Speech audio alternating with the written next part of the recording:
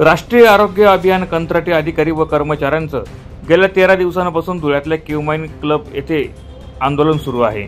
13 दिवसांपासून शासनाने या आंदोलनाकडे दुर्लक्ष केलं असल्याचे दिसून आलं आहे। शासनाचे लक्ष वेधून घेण्यासाठी आंदोलनस्थळी डप बजाव आंदोलन करण्यात आले आहे। शासनाने प्रलंबित मागण्या तात्काळ न सोडवल्यास तीव्र स्वरूपाचं आंदोलन छेडण्याचा इशारा देखील आंदोलकांनी दिला आहे।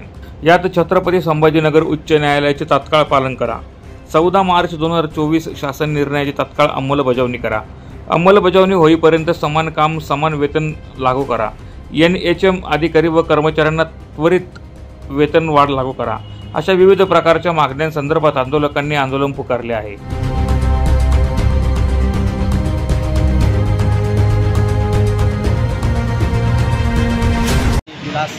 जिल्हाध्यक्ष धुळे राष्ट्रीय आरोग्य अभियान अधिकारी कर्मचारी एकत्रित संघटना तर साधारणतः 19 ऑगस्ट 2025 पासून आम्ही मागण्यांच्या संदर्भामध्ये शासनाला निवेदन दिले। माननीय फडणवीस साहेब, मुख्यमंत्री महाराष्ट्र राज्य तसेच आरोग्यमंत्री प्रकाश आंबेडकर साहेब यांना देखील 14 दिवसापूर्वी आंदोलन सुरू करण्याच्या 14 दिवसापूर्वी आम्ही संविधानिक पद्धतीने निवेदन देण्यात आलेलं होतं।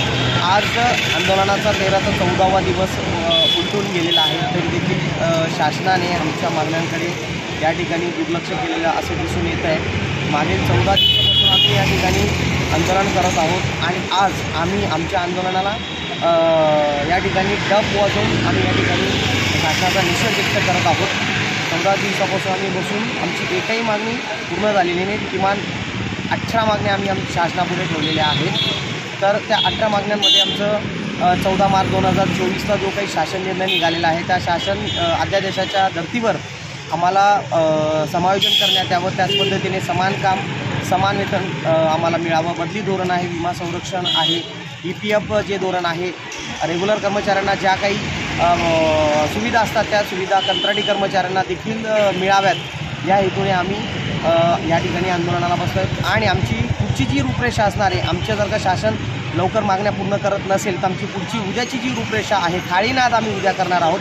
परवाची जी काही रूपरेषा आमच्या आंदोलनाची आहे, परवा आम्ही आमच्या मागण्यांच्या लक्ष वेधून घेण्यासाठी रॅली आम्ही धुळे शहरामध्ये आम्ही या ठिकाणी काढणार आहोत। आणि जर का एवढ्या 2 ते 3 दिवसामध्ये जर का शासनाने आमच्या मागण्यांच्या संदर्भामध्ये जर का लक्ष दिलं नाही तर यापुढे आम्ही अतिशय तीव्रतेने आमचं आंदोलन पुढे चालू ठेवणार आहोत। धन्यवाद। यावेळी NHM अधिकारी व कर्मचारी मोठ्या संख्येने उपस्थित होते।